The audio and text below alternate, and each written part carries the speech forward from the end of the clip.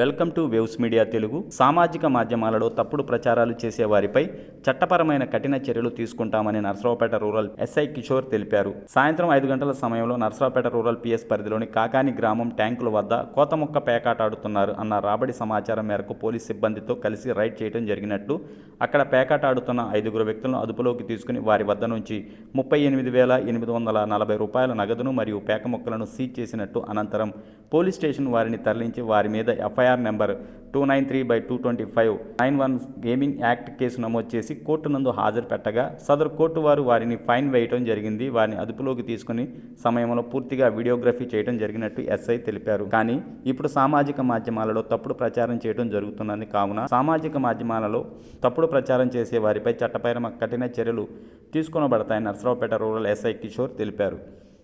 అందరికీ నమస్కారం.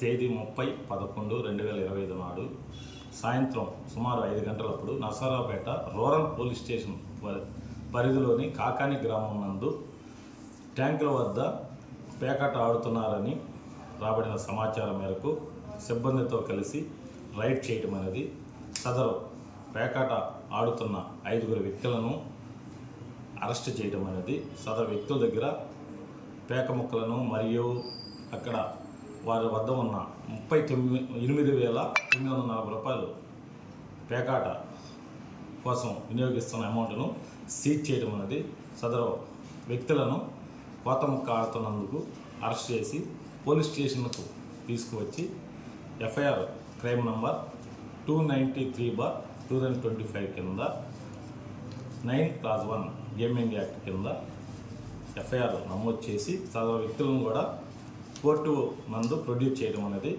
కోర్టు వారు సదరు వ్యక్తులకి ఫైన్ వేయడం అనేది కూడా జరిగినది.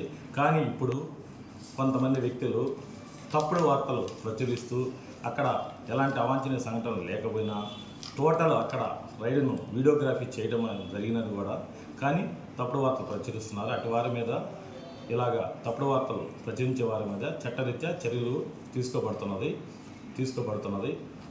నమస్కారం.